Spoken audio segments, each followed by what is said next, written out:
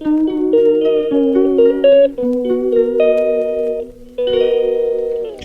Guys అని ఎట్లున్నారు? So ఇవాళ అయితే మనం కర్ణాటక స్పెషల్ చిత్రాన్నం అయితే ట్రై చేస్తున్నాం అనమాట.